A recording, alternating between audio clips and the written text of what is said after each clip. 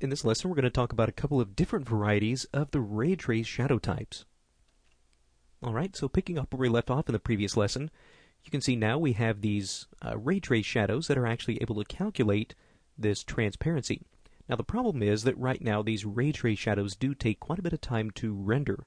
You can see right now we're at a render time of about 5 seconds, which by itself is not a substantial jump, but when you consider that we were only at about 1 second of render time for a shadow map, you can see that that is definitely a big increase, a 5-fold increase.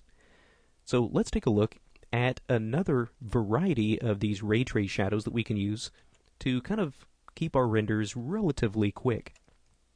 So to illustrate this, I'm going to go back to our light, and let's scroll up in this general parameters. Let's switch from a ray trace shadow to an advanced ray trace.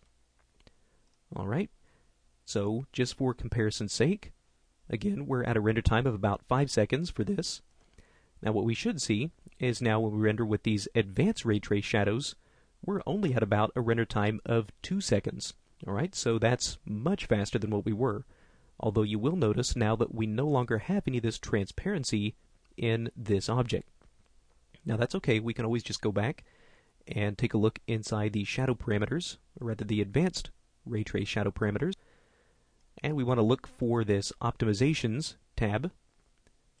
Alright, and let's turn this on. Inside this optimizations rollout, turn on transparent shadows, re-render, and still you can see our renders proceed fairly quickly. We're still at about 2 seconds, but now we have this transparency that's been reintroduced in our ray trace shadows. So these advanced ray trace shadows are good because they can proceed quite a bit faster than a typical ray trace shadow.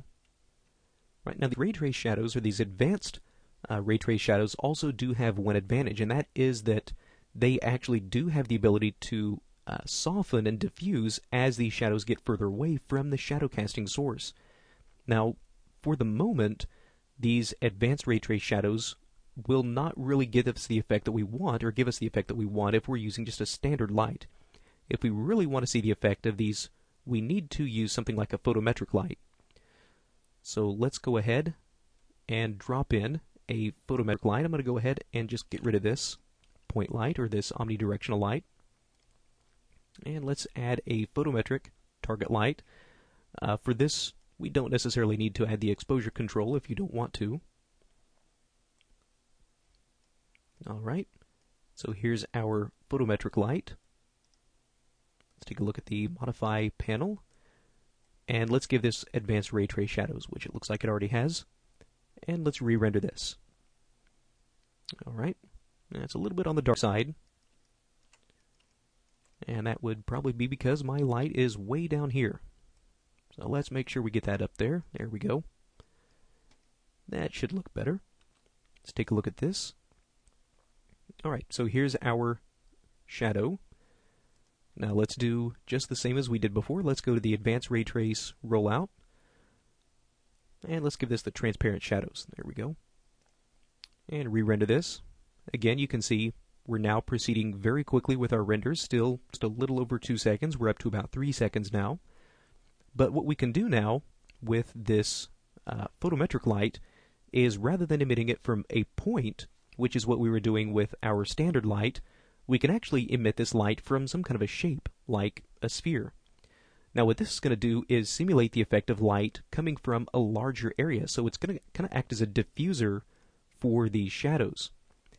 And what we should see, if we compare what we had before to what we have now, you can see that we now get these nice, soft, diffused shadows that actually kind of behave much closer to the way a shadow would in real life, in that when it gets really close to this shadow casting source, we have these real nice sharp shadows. But as we get further and further away, these shadows should start to become more and more diffused. Now, if you're following along with me and you've just hit render about the same time I did, you've probably stumbled across the one major drawback to using these types of shadows, especially with these soft shadows, and that is that the render time will start to go way, way up. So our render has now jumped from about 5 seconds up to closer to almost 3 minutes now, just by introducing these shadows. So definitely something to be aware of, is that these shadows will start to take much, much longer to calculate with these nice soft shadows. But you can see the result is really very nice. Right? And there are some parameters that we can start to adjust to give us a little bit more control over this. So if we take a look underneath the advanced ray trace parameters for this light, we have control over the shadow integrity, the quality, as well as the spread, the bias, and the jitter. So with the shadow quality and the integrity, what this is basically doing is controlling the rays that are coming from this 2-pass anti-alias. So right now it's shooting out a first set of rays, and then it calculates a second set of rays to help determine where this smoothing needs to occur. Now if we want to get a little bit faster performance, we can bump this down to a 1-pass anti-alias, and now you can see we only have one parameter to have to adjust. So with the 1-pass you may get a little bit better speed increase, but with the 2-pass you'll get a little bit better result. So as we start to increase this shadow integrity, what this should start to do is kind of smooth out some of the shadows that are calculated or generated from this primary ray, the first ray that gets shot out, and kind of help smooth that and soften that out. Now the shadow quality will help smooth out those secondary rays and kind of help to give us a little bit more of a halo around some of these other areas, some of these secondary little shadowed effects. Now be aware that as you start to increase the value on these parameters, you will also increase your render time. So be very, very conscious about not setting these values too high. Now with the shadow spread, what this will really try to do is mimic the effect of these shadows spreading out even a little bit more. So just to kind of keep my renders moving quickly, I'm going to use my region, and we'll just render out this one little segment as opposed to rendering out all this other area that we don't necessarily need. So let's compare the quality of what we have now. There we go. You can see how that kind of helps us get rid of some of this banding that we had sort of over in this area of the shadow. It's kind of a subtle difference, but it is definitely there. Again, as you start to increase these values, though, your render time will start to increase. All right, so that's a look at some of these advanced ray trace shadows. Now, really quickly before we wrap up this lesson, I want to go ahead and talk about the area shadows, because they are really very similar to these advanced ray trace shadows. So if I take this light and just delete this again, these area shadows we can actually use with a standard light. We don't necessarily need to use a photometric light for this. So let's go ahead and just add another light. And we'll go to the Modify Rollout for this. We'll give it some shadows, but this time we'll give it area shadows. Now once we do that, we should see a new rollout appear for these area shadows. So let's take a render at what we have right now, just for comparison's sake. So let's just kind of bump this viewport back a little bit more and see what we have. All right, you can see we get this very, very noisy type of effect. So let's take a look back underneath this optimizations area, and let's start by turning on the transparent shadows. Alright, you can see it's definitely softened things out, but overall we really can't see any detail. These are very, very diffused shadows. But the good thing is that if you look at the render time, we're actually at a pretty good render time, only at about 40 seconds right now. So what we need to do is take a look at these area light dimensions. Now what these is basically responsible for is, instead of actually defining some kind of a spherical area, like what we did with that photometric light, we can use kind of a fake for that. So with these area light dimensions, we're actually telling this point light or this omnidirectional light to kind of assume the shape of something that is roughly about 1/4 meters all the way around. Now right now that's a pretty good size for any kind of a light in this, so let's drop this down to something like 0.1 meters.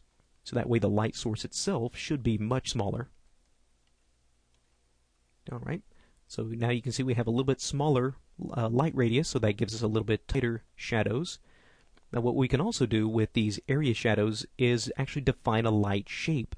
So right now we're using a rectangle light, which would be sort of similar to like the fluorescent lights that you would see up in your ceiling. Now if we wanted to get something that was more like a light bulb, we could give it a spherical type shape. and that should change the shadow distribution a little bit. Alright, now you can see we have a little bit different distribution on our shadows, a little bit tighter now that we've dropped this area size down. Now you can see one thing that we do have though is we've got a little bit of noise, though that has kind of appeared up toward this top area. So more than likely we can fix that pretty easily by just bumping up our primary ray shadow integrity. So let's take this shadow integrity up to 3.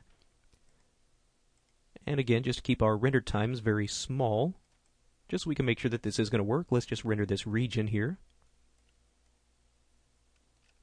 Alright, very good. That seems to have fixed that. So we could probably go ahead and maybe even drop our size of this area a little bit smaller, so maybe something like 0.03. And let's just see what this does. Maybe that can help give us a little bit tighter shadow. There we go. Something that's not quite so spread out and diffused.